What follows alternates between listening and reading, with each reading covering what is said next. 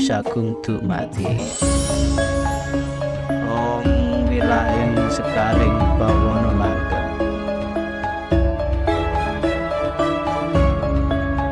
ana caraka Data Sawara padha jayana mangka Pandhawa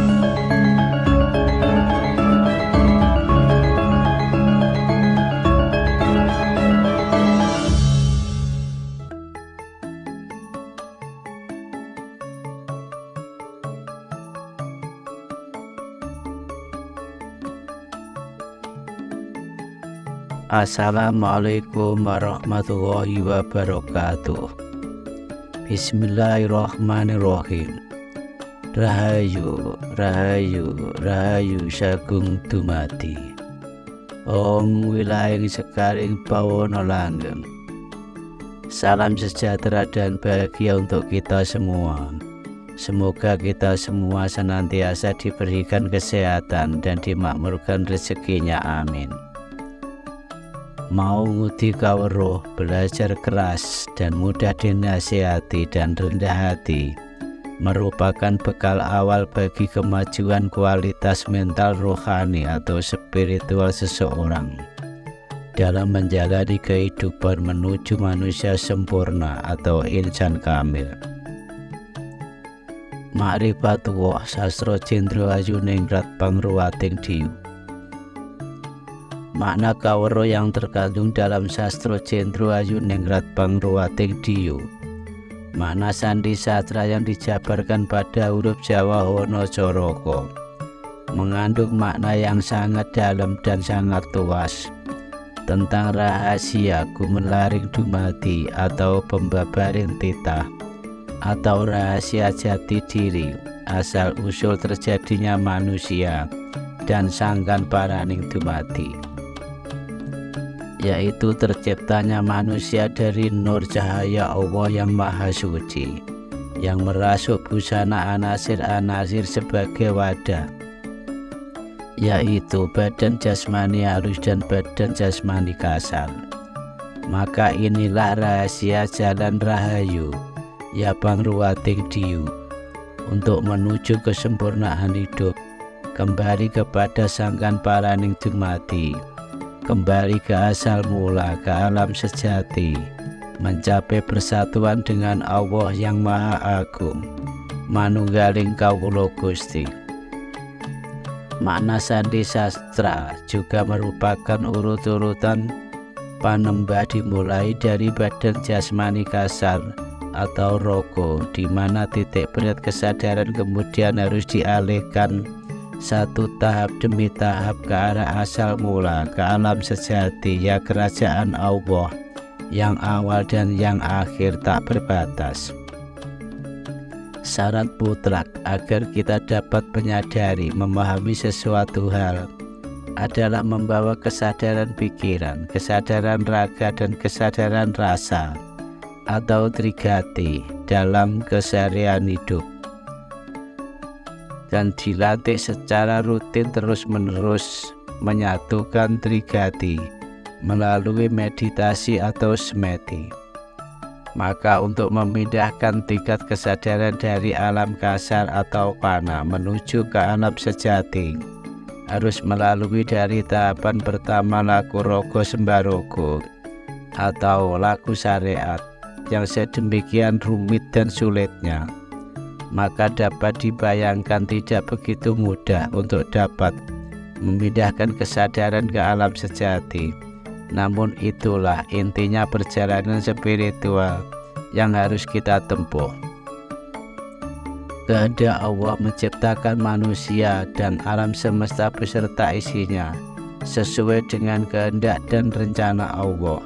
Dumadi kang kinarti, tumitah menjadi ada, terjadi dengan membawa maksud, rencana dan makna.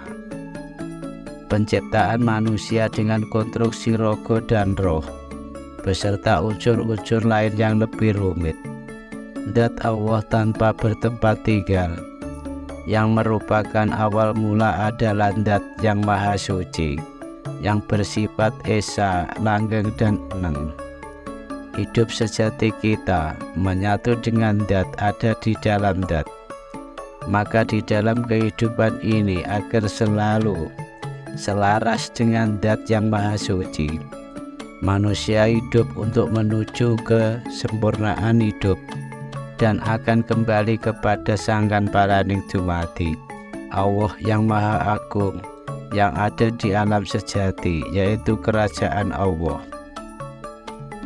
Guru sejati kang muruki, guru sejati yang mengajari. Sumber segala sesuatu adalah Allah yang Maha Kuasa, yang dipancarkan lewat sang guru sejati. Maka hanya kepada Allah lah tuntunan harusnya diperoleh. Petunjuk guru sejati hanya dapat didengar dan diterima apabila sudah dapat berhasil merajut atau menjalin busana kemanusiaannya. Disinilah akan tercapai guruku ya aku, muridku ya aku. Busana kemanusiaan adalah 4 anasir yang dimanifestasikan dalam wujud sedulur papat serta 5 pancer: nafsu amaroh, nafsu lawamah, nafsu supiyah, nafsu mutmainah, dan sukmo sejati. Kelima saudara tersebut harus dikuasai, dirajut, dijalin dengan memahami kelebihan dan kekurangannya agar tercapai iklim harmoni atau keseimbangan dalam perjalanan manusia hidup di maya pada ini, yang pada akhirnya tercapailah kesempurnaan hidup. Rasa sejati adalah nyoto tanpa moto, ngerti tanpa diwuruki, melihat tanpa mata, mengerti tanpa diajari. Kalau anugerah Allah telah diterima, maka dapat melihat hal-hal yang kasat mata dan tidak kasat mata atau kasunyatan, karena mata batin telah terbuka. Selain itu, kuasa-kuasa agung akan diberikan oleh Allah melalui guru sejati ya sukmo sejati, sehingga kegaiban-kegaiban yang merupakan misteri kehidupan atau kasunyatan dapat dimengerti dan diselami. Maka akan mendapatkan ilmu kesempurnaan hidup, kesejatian urip dari dalam sanubarinya sendiri tanpa melalui perantaraan otak atau akal.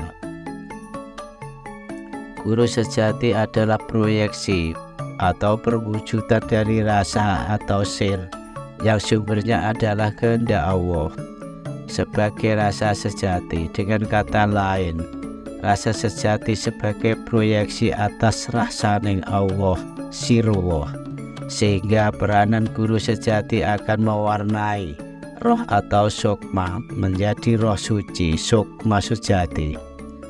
Roh suci atau sukma sejati telah mendapatkan petunjuk Allah Subhanahu wa Ta'ala yang bermakna hakikat rasa sejati. Maka peranan roh tersebut tidak lain sebagai utusan Allah yang Maha Agung. Guru sejati menempati raga atau tubuh manusia sehingga wujudnya menyerupai manusia.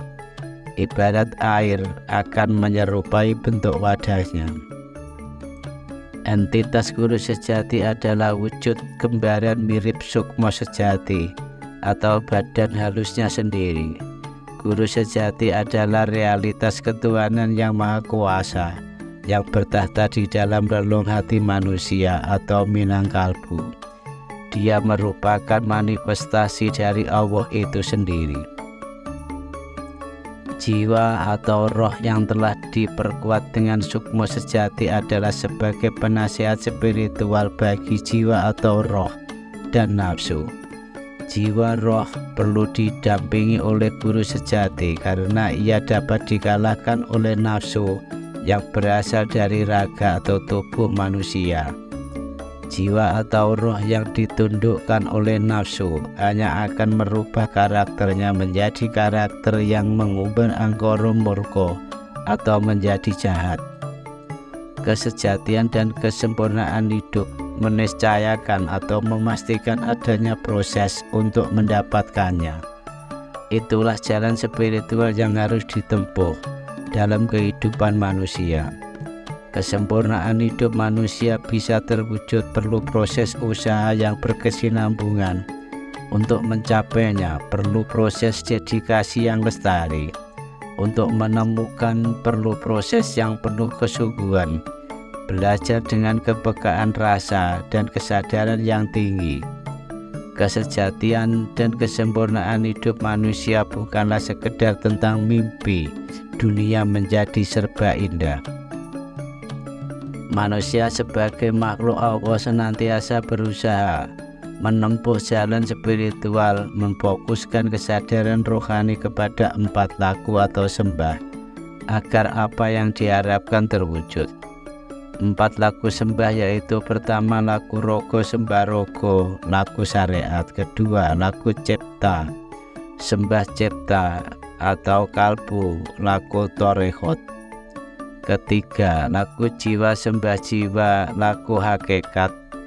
Keempat laku rasa sembah rasa, laku makrifat. Inilah perjalanan spiritual mencari kesejatian hidup yang wajib dilakukan. Mencari kesejatian hidup sebenarnya adalah perjalanan spiritual sajaratul makrifat. Usaha bertemu dengan zat Allah untuk mendapatkan ilmu. Hidup sejati kita menyatu dengan zat ada di dalam zat. Maka di dalam kehidupan ini agar selalu selaras dengan zat yang maha suci. Manusia hidup untuk menuju kesempurnaan hidup dan akan kembali kepada Sangkan Paraning Dumadi Allah yang Maha Agung yang ada di alam sejati.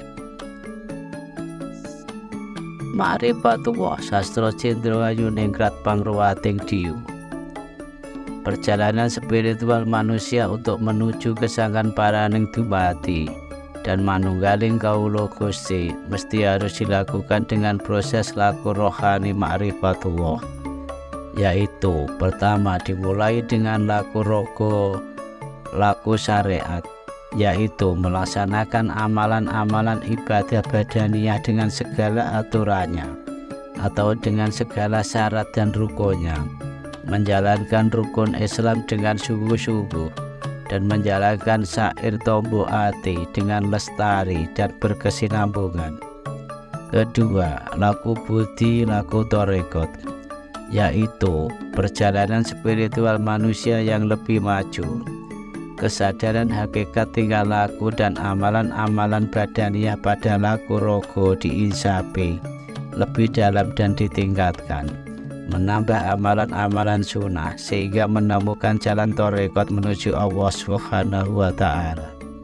Ketiga, laku mana kalbu atau laku hakikat, tahap perjalanan yang sempurna dengan mengenal Allah Subhanahu wa Ta'ala lewat dirinya, diantaranya dengan sholat yang tumaknina dan ihsan, berdoa sampai menitikkan air mata, berzikir dengan mengagungkan Allah atau menyebut nama Allah secara terus-menerus, senantiasa dekat dengan Allah, lillah, billah, bismillah, alhamdulillah, semata-mata hanya hubungan dengan Allah Subhanahu wa Ta'ala.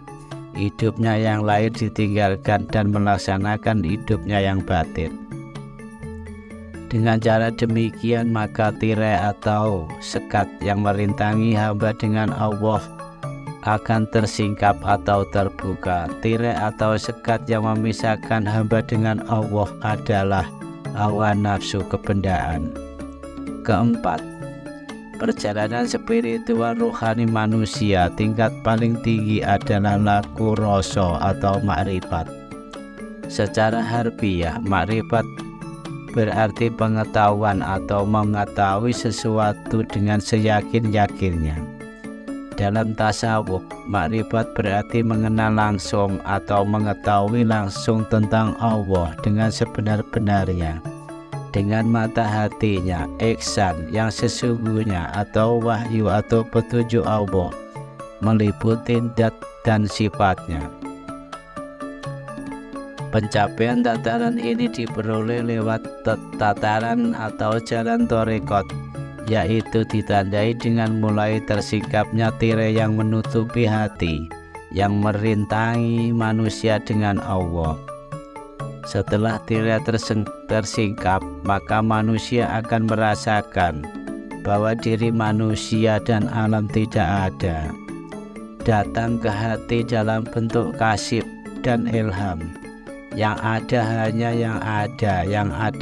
Allah Subhanahu wa Ta'ala. Dalam hal seperti ini, zat Allah telah masuk menjadi satu pada manusia. Manusia telah merealisasikan kesatuannya dengan yang ilahi. Keadaan ini tidak dapat diterangkan tan kenoki noyong opo. Yang dirasakan hanyalah indah. Manunggaling kawula Gusti, pamoring kawula Gusti, jumbuhing kawula Gusti. Ia akan berseri bagaikan bulan purnama menyinari bumi, membuat dunia menjadi indah. Di dunia manusia menjadi wakil Allah, wakiling Gusti atau Khalifatullah, menjalankan kewajiban-kewajibannya dan memberi inspirasi kepada manusia yang lain. Ia mampu mendengar, merasa dan melihat apa yang tidak dapat dikerjakan oleh manusia yang masih diselubungi oleh kebendaan, syahwat dan segala kesibukan dunia yang fana ini. Dalam menjalani laku budi, laku tarekat harus menyandarkan kepada kesadaran hakikat tingkah laku dan amalan-amalan badaniyah laku rogo diinsafi lebih dalam dan ditingkatkan, sehingga menemukan jalan tarekat menuju Allah Subhanahu wa Ta'ala. Hidupnya yang lahir ditinggalkan dan melaksanakan hidupnya yang batin. Dalam upaya atau usaha mendekatkan diri kepada Allah Subhanahu wa Ta'ala, memiliki berbagai macam cara, mulai dari membaca Al-Quran, wirid, dzikir, tirakat atau puasa, dan melakukan amal perbuatan baik lainnya. Untuk mendekatkan diri kepada Allah Subhanahu wa Ta'ala adalah perjuangan melawan diri sendiri atau perjuangan melawan hawa nafsu, atau yang sering disebut sebagai mujahadah an-nafs.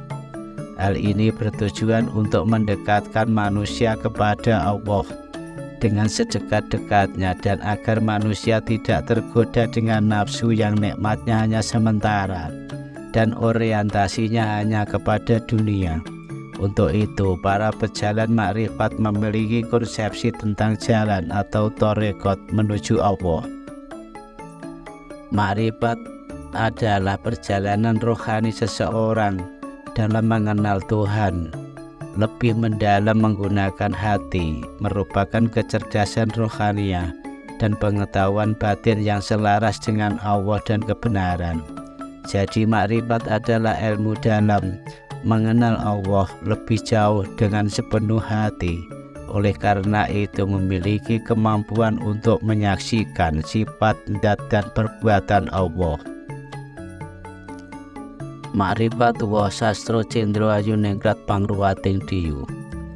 Dalam wirid Ijaya Jati, ajaran makrifat merupakan wejangan yang berasal dari Wali Songo atau Wali Tanah Jawa, yang bersumber dari intisari firman Allah Subhanahu wa Ta'ala karya Raden Ngabei Ranggawarsita.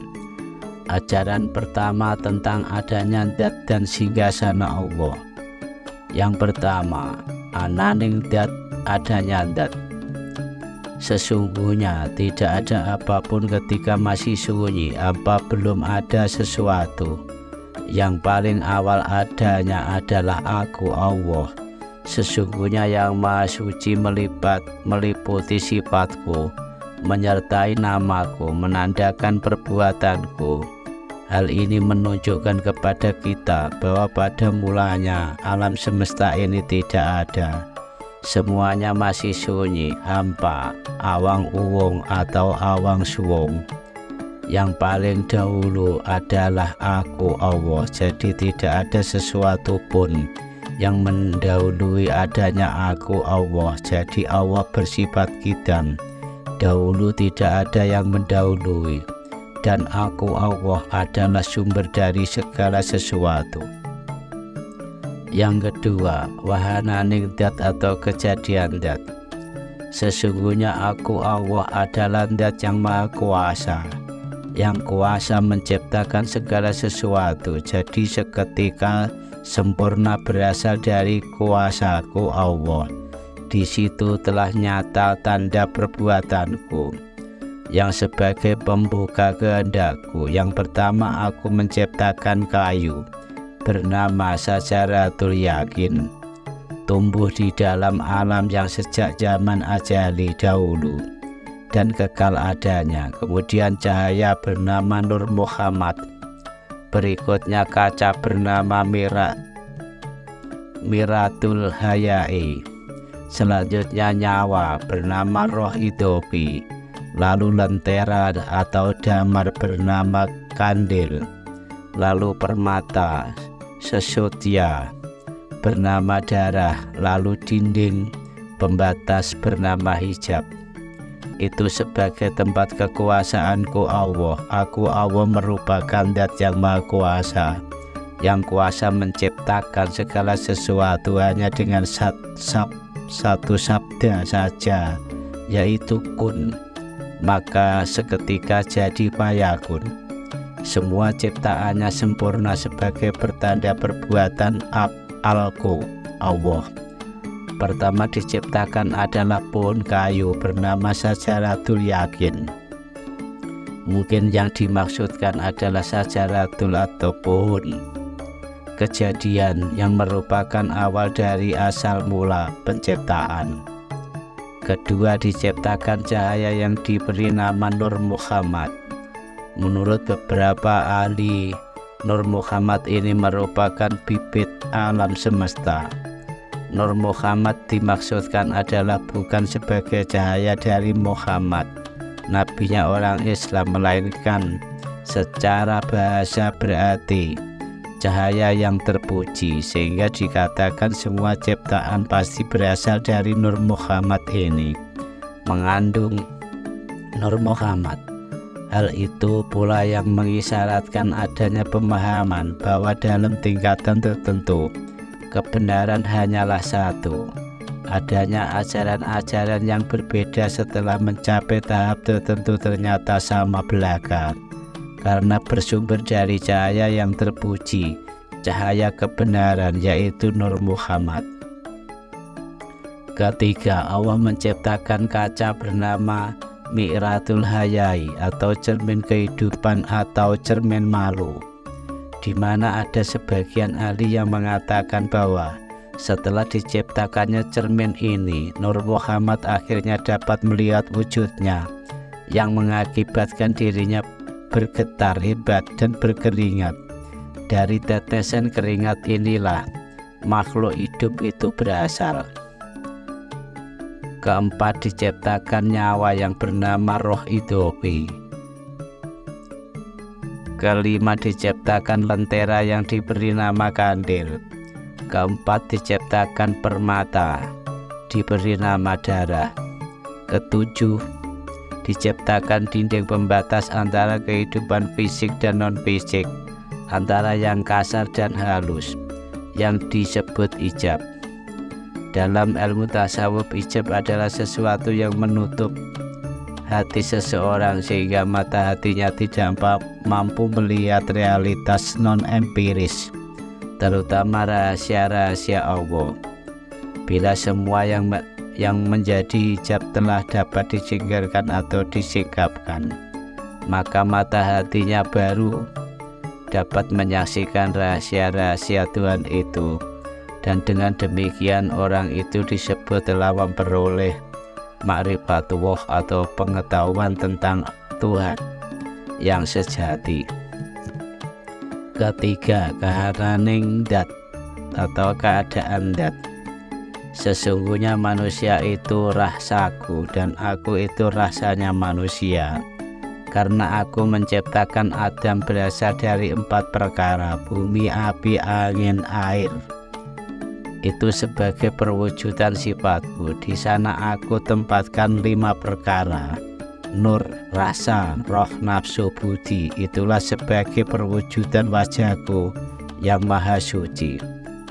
Nasihat ini menerangkan bahwa manusia diciptakan sebagai rasa dari Allah, dan Allah itu sebagai rasa dari manusia. Yang dimaksud adalah bahwa Allah menciptakan manusia menurut gambarannya atau menurut citranya.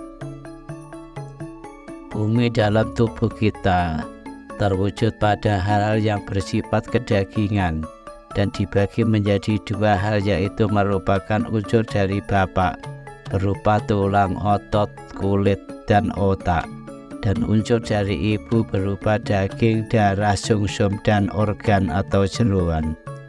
Api dalam tubuh menjadikan 4 nafsu, yaitu al-lawamah, amarah, syubhiyah, dan mutmainah. Al-lawamah berwatak suka terhadap makanan, sifat membangkitkan kekuatan badan. Amarah berwatak suka marah, emosi, sifatnya membangkitkan kekuatan kehendak atau karep. Syubhiyah berwatak keinginan, keterpesonaan, keinginan memiliki, bersifat membangkitkan kekuatan pikir berupa akal. Mutmainah berwatak kesucian dan ketenangan, bersifat membangkitkan kekuatan untuk berpantang atau tarak broto. Angin dalam tubuh kita terwujud dalam 4 hal, yaitu napas, tanapas, anapas, dan nufus. Napas merupakan ikatan badan fisik bertempat di hati suwedi, yaitu jembatan hati berpintu di lesan, wujudnya udara yang keluar dari tubuh. Tanapas merupakan ikatan hati bertempat di pusat berpintu di hidung, wujudnya udara yang masuk dalam tubuh. Anapas merupakan ikatan roh berpintu di telinga, letaknya di jantung, wujudnya udara dalam tubuh. Nufus merupakan ikatan rasa bertempat di hati pusat yang putih, yaitu di tengah-tengah jantung, sebagai jembatan jantung berpintu di mata, wujudnya udara yang bergerak dari kiri ke kanan meliputi seluruh tubuh jasmani dan rohani. Air dalam tubuh menjadikan 4 elemen roh, yaitu roh hewani, roh nabati, roh rabani, dan roh nurani. Roh hewani menumbuhkan kekuatan badan. Roh nabati menumbuhkan rambut, kuku, dan menghidupkan budi. Roh rabani menumbuhkan rasa, zat hamba. Roh nurani menumbuhkan cahaya. Setelah 4 unsur alam terbentuk dalam tubuh manusia, kemudian Allah menempatkan pula 5 hal, yaitu zat hamba sebagai gambaran wajahnya, yaitu nur, rasa, roh, nafsu, dan budi. Nur merupakan terangnya cahaya jika mewakili zat yang maha suci dapat menerangi lahir batin. Rasa jika mewakili zat yang maha suci dapat menumbuhkan daya ketentraman di lahir batin. Roh, penglihatan roh jika mewakili zat yang maha suci menjadikan penguasaan sempurna. Nafsu, kekuatan nafsu jika mewakili zat yang maha suci menumbuhkan kekuatan kehendak yang sentosa. Budi, penciptaan budi jika mewakili zat yang maha suci menumbuhkan daya cipta yang sentosa. Oleh karena itulah beberapa orang mengatakan bahwa manusia mempunyai sifat-sifat Tuhan dan juga mempunyai kesucian wajah Tuhan. 4. Pambukaning tata malige ing dalem Baitul Makmur atau singgasana Baitul Makmur. Sesungguhnya aku Allah bertahta dalam Baitul Makmur, itu rumah tempat pestaku, berdiri di dalam kepala Adam. Yang pertama, dalam kepala itu dima, yaitu otak. Yang ada di antara otak itu manik, di dalam manik itu budi, di dalam budi itu nafsu, di dalam nafsu itu sukmo, di dalam sukmo itu rasa, di dalam rasa itu aku Allah. Tidak ada Tuhan selain hanya aku Allah. dan yang meliputi keberadaan yang sesungguhnya. Nasihat ini menyatakan bahwa Allah bertata atau bersinggasana di dalam Baitul Ma'mur yang berada di dalam kepala manusia. Barangkali kalau memakai bahasa orang-orang Reiki, yang dimaksud dengan Baitul Ma'mur adalah cakra mahkota yang ada di puncak kepala. Di dalam kepala manusia terdapat otak. Di antara otak itu sendiri terdapat lapisan-lapisan sebagai berikut. Yang pertama, manik. Di dalam manik terdapat budi. Di dalam budi terdapat nafsu. Dalam nafsu terdapat sukma. Dalam sukma terdapat rasa. Dalam rasa terdapat aku Allah, dan sesungguhnya tidak ada Tuhan selain hanya aku Allah, zat yang meliputi segalanya. 5. Pembuka tatah malike ing dalem Baitul Muharram. Singgasana Baitul Muharram. Sesungguhnya aku Allah bertahta dalam Baitul Muharram. Itu rumah tempat laranganku, berdiri di dalam dada Adam. Yang ada di dalam dada itu hati. Yang ada di antara hati itu jantung. Dalam jantung itu budi. Di dalam budi itu jidem, yaitu angan-angan. Dalam angan-angan itu sukma. Dalam sukma itu rasa. Dalam rasa itu aku. Tidak ada Tuhan kecuali hanya aku Allah, zat yang meliputi keberadaan yang sesungguhnya. Dalam nasihat ini Allah menyatakan bahwa dirinya bertahta di Baitul Muharram, yang menjadi tempat larangan berada di dalam dada manusia. Mungkin yang dimaksud adalah cakra jantung. Disebutkan bahwa di dalam dada manusia itu terdapat susunan sebagai berikut. Pertama, hati atau kalb. Di antara hati terdapat jantung. Di dalam jantung ada budi. Di dalam budi ada angan-angan. Di dalam angan-angan ada sukma. Di dalam sukma ada rasa. Di dalam rasa ada aku. Di atas dikatakan bahwa jantung terdapat di antara hati. Yang dimaksud dengan hati ini bukanlah liver atau hati secara fisik, melainkan hati secara maknawi. Karena pada diri manusia terdapat lebih dari satu hati.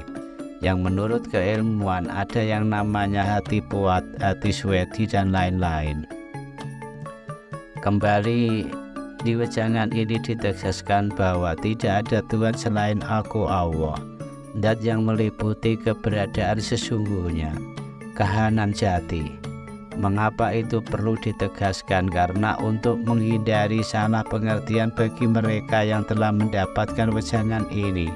Jangan sampai karena merasa bahwa aku Allah bertahta di kepala, di dada manusia, lalu manusia tersebut mengaku dirinya sebagai Tuhan atau menjadi bagian dari Tuhan. Jika itu yang terjadi, maka manusia tersebut telah jauh tersesat.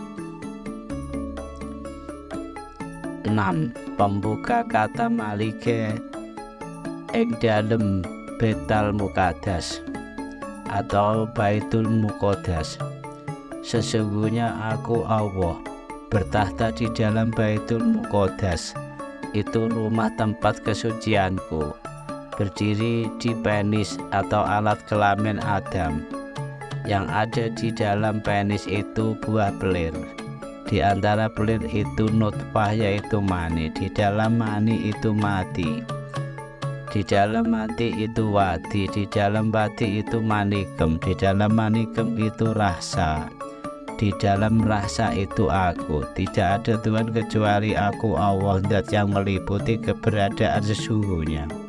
Berdiri di dalam nukat gaib, turun menjadi johar awal. Disitulah keberadaan alam akadiyat, wahdat, fakhidiyat, alam arwah, alam misal, alam ajsam, alam insan kamil. Jadinya manusia sempurna, yaitu sejatinya sifatku. Nasihat ini menyatakan bahwa Allah bertahta di Baitul Muqaddas atau Baitul Maqdis, yang merupakan tempat sucinya yang berada di alat kelamin manusia, yang tersusun atas hal-hal sebagai berikut. Pertama, pelir yang berisi nutfah atau mani. Mati yang merupakan sari dari mani. Wadi sebagai sari dari mati. Manikem sebagai sari dari wadi. Di dalam manikem ada rasa, di dalam rasa ada aku. Di sini disebutkan pula bahwa manusia sempurna adalah sebagai perwujudan sifatnya dan terbentuk melalui 7 tahapan alam yang dilaluinya. Biasa dikenal dengan istilah martabat pitu atau martabat 7, yaitu 1. Alamul akhadiyah, martabat yang bersifat lata ayun, disebut juga martabat sepi karena zat bersifat mutlak, tidak dapat dikenal oleh siapapun. Alamul wahdah, disebut mula hakikat Muhammad Nur Muhammad. Ini adalah permulaan ta'ayun, sifat nyata, suatu kesatuan yang belum memiliki pemisah antara satu dengan yang lainnya. Di sini belum ada perbedaan antara ilmu, alim dan maklum. Ibarat biji belum ada pemisah antara akar, batang dan daun. Yang ketiga, alamul wahidiyah, juga disebut sebagai hakikat manusia. Wahidiyah adalah kesatuan yang mengandung kejamakan dan merupakan ta'ayun kedua. Pada tahap ini setiap bagian telah tampak terpisah-pisah secara jelas. Dari ketiga martabat batin, akhadiyah, wahdah dan wahidiyah yang bersifat qadim dan tetap, muncullah 4 martabat lahir dan merupakan a'yan karija. 4. Alamul arwah, diibaratkan sebagai segala sesuatu yang masih mujarad, ada tapi kosong dan basit sederhana. Alamul mitsal, diibaratkan sebagai segala sesuatu yang tersusun secara halus, tidak dapat dibagi dan tidak dapat dipisahkan satu dengan yang lainnya. 6. Alamul ajsam, diibaratkan sebagai segala sesuatu yang telah terukur, telah jelas tebal tipisnya sehingga dapat dibagi-bagi.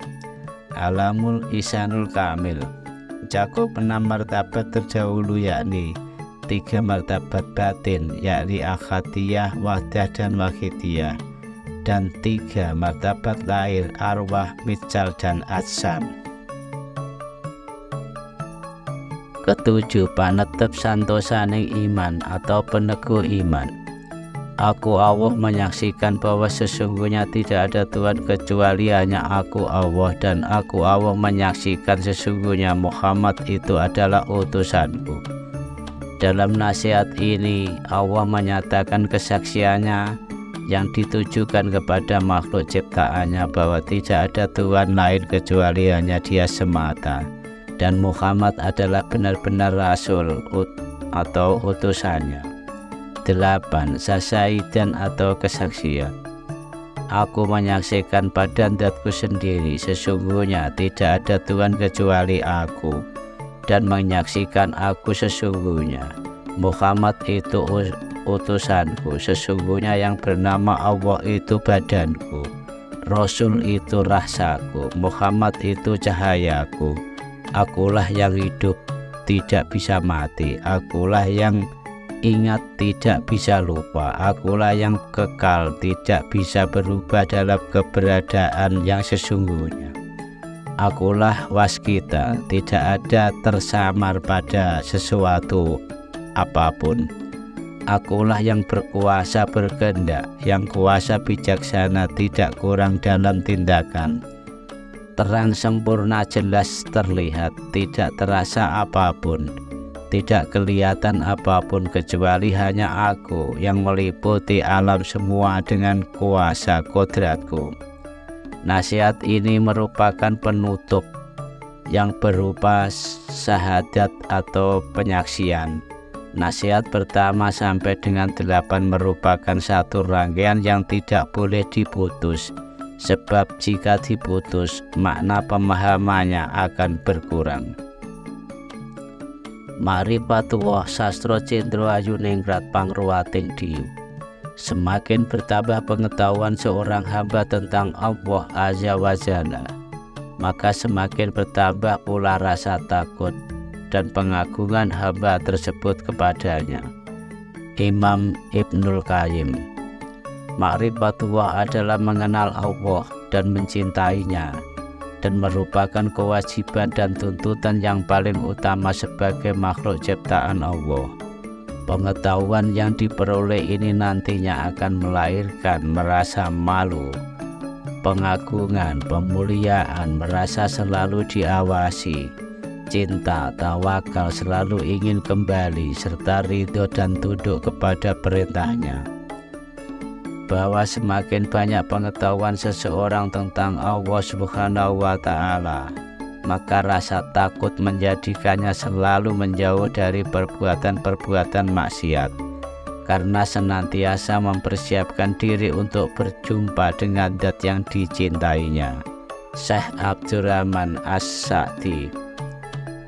Allah Subhanahu wa Ta'ala berfirman, "Wahai orang-orang yang beriman, bertakwalah kepada Allah dengan sebenar-benarnya takwa kepadanya, dan janganlah kami mati kecuali dalam keadaan muslim."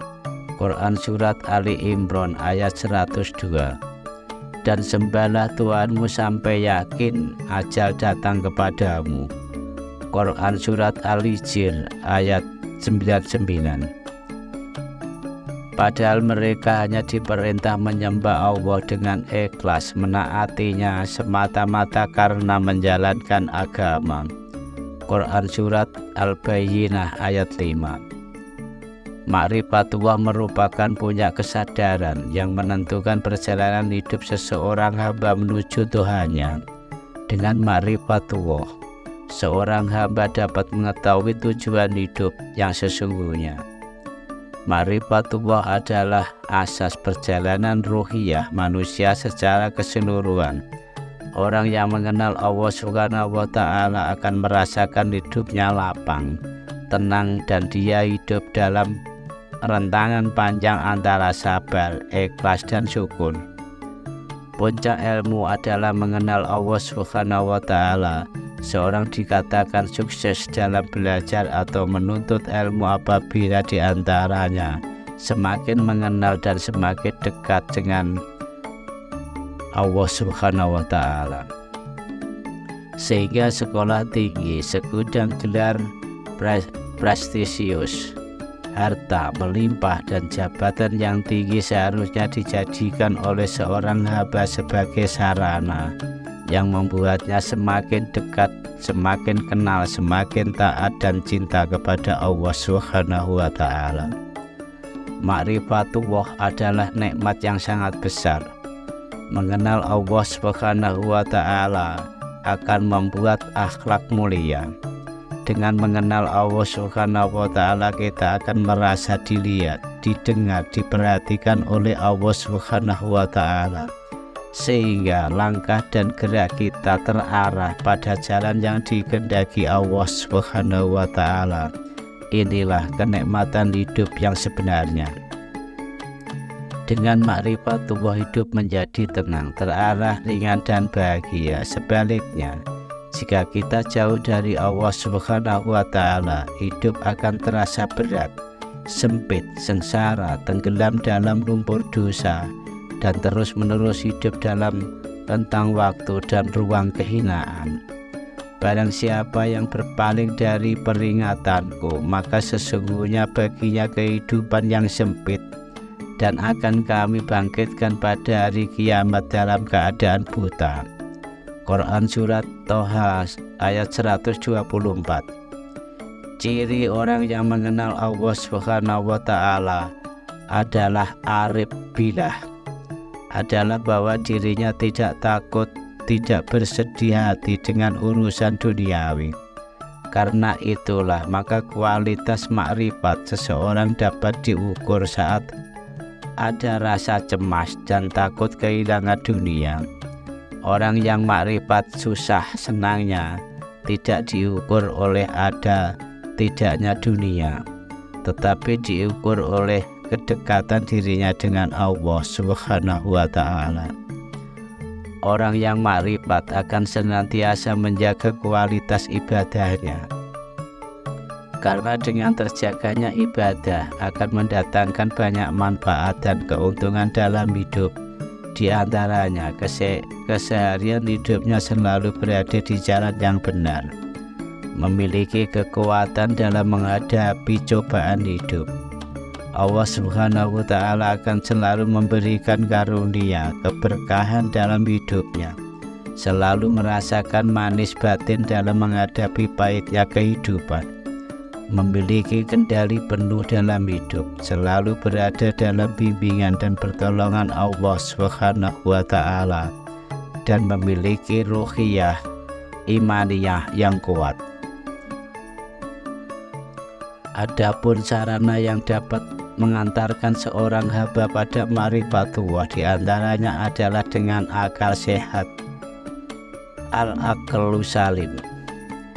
Akal sehat manusia jika digunakan untuk memikirkan dan merenungkan apa yang ada di sekelilingnya dari ciptaan Allah dapat menjadikan pemiliknya sampai pada ma'rifatullah yang sempurna. Al-Quran menjelaskan dalam berbagai ayat tentang pengaruh perenungan makhluk sebagai sarana pengenalan kepada Sang Khalik. Allah Subhanahu wa Ta'ala berfirman, sesungguhnya dalam penciptaan langit dan bumi dan silih bergantinya malam dan siang terdapat tanda-tanda bagi orang yang berakal, yaitu orang-orang yang mengingat Allah sambil berdiri atau duduk atau dalam keadaan berbaring, dan mereka memikirkan tentang penciptaan langit dan bumi seraya berkata, ya Tuhan kami, tiadalah Engkau menciptakan ini dengan sia-sia, Maha suci Engkau, maka peliharalah kami dari siksa neraka. Quran Surat Ali Imran ayat 190-191.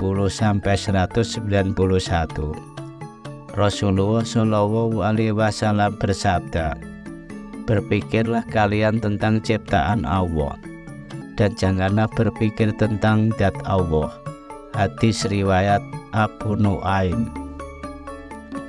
Kemudian sarana lain yang tidak kalah pentingnya dalam mengenal Allah Subhanahu wa Ta'ala adalah dengan mengenali nama dan sifat Allah, disertai dengan perenungan makna dan pengaruhnya bagi kehidupan ini.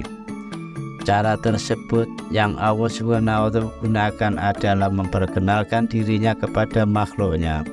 Dengan asma dan sifat ini terbukalah jendela bagi manusia untuk mengenali Allah SWT lebih dekat lagi. Asma dan sifat Allah Subhanahu wa Ta'ala akan menggerakkan dan membuka hati manusia untuk menyajikan pancaran cahaya Allah Subhanahu wa Ta'ala. Allah Subhanahu wa Ta'ala berfirman, katakanlah, serulah Allah atau serulah Ar-Rahman dengan nama yang mana saja kamu seru. Dia mempunyai Al-Asma'ul Husna, nama-nama yang terbaik. Dan janganlah kamu mengeraskan suaramu dalam sholatmu, dan janganlah pula merendahkannya, dan carilah jalan tengah di antara kedua itu. Quran Surat Al-Isra ayat 110. Orang makrifat selalu bersama Allah dengan perilaku ilmu makrifat, punya akhlak yang baik, rendah hati, mampu merasakan pengiring yang dihadirkan Allah Subhanahu wa Ta'ala pada setiap manusia, al-malaikat al-afadah, menjadi orang yang merdeka baik lahir maupun batinnya, mengalami perubahan yang dahsyat dalam hidupnya, menjadi hamba yang senantiasa untuk optimis, aktif dan progresif. Mencapai makrifat memerlukan proses yang berkesinambungan terus-menerus, bersungguh-sungguh, dedikasi yang lestari, belajar dengan kepekaan rasa dan kesadaran yang tinggi, Dalam Al-Quran, Allah Subhanahu wa Ta'ala sejatinya telah membimbing manusia untuk mengenalnya dengan berbagai metode atau cara. Membaca Al-Quran, wirid, dzikir, bertasbih, puasa, dan mujahadah adalah sarana yang sering dilakukan oleh para pejalan makrifat. Senantiasa memohon kepada Allah agar berkenan menjadikan kita untuk mengenalnya dengan lebih dalam dan sebenar-benarnya, sebagaimana dalam pencarian Nabi Ibrahim yang menemukan makrifat tertinggi kepadanya. Buah hamba yang bisa mencapai makrifat tertinggi yaitu pelaksanaan syariat dalam bentuk torekot hidup yang menjadikannya disebut sebagai kekasih Allah, gemar dan gigih mencari ilmu. Dalam upaya untuk mengenal Allah lebih dan membutuhkan ilmu diamalkan, mulailah untuk mencari tahu dan mempelajari sesuatu yang dilarang, dibenci Allah, dan apa yang dicintainya. Allah Subhanahu wa Ta'ala juga menganjurkan hambanya untuk menanyakan dan belajar sesuatu dari ahlinya.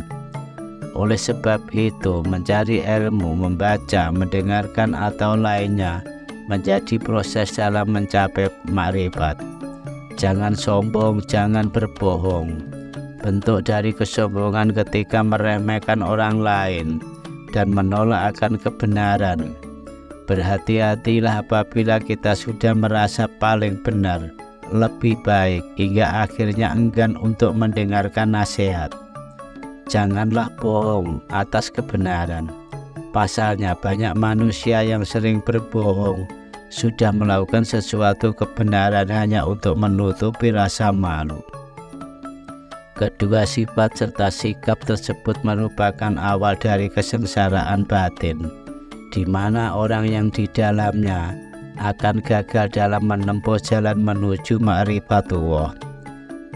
Amalkan setiap ilmu yang sudah didapatkan. Metode dalam mendapatkan makrifat yaitu dengan mengamalkan setiap ilmu yang sudah diperoleh. Jika kita mengetahui ilmu yang benar, maka hal tersebut perlu segera untuk diamalkan.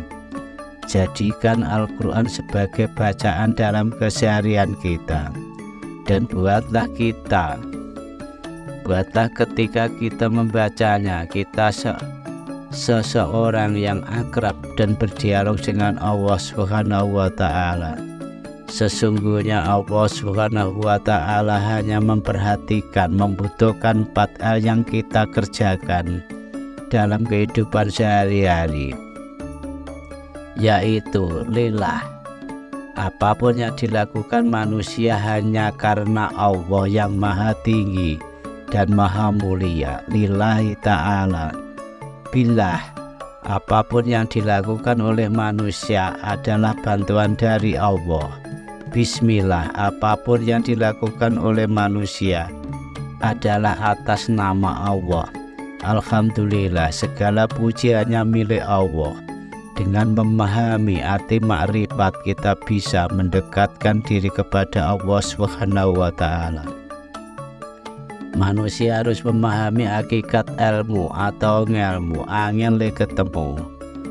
Tanpa ilmu tentu tidak akan berhasil. Mengira bisa dan mudah meraih kesempurnaan hidup dengan bertapa, tanpa petunjuk, tanpa pedoman guru, hanya mengosongkan pikiran, belum tentu mendapat petunjuk yang nyata.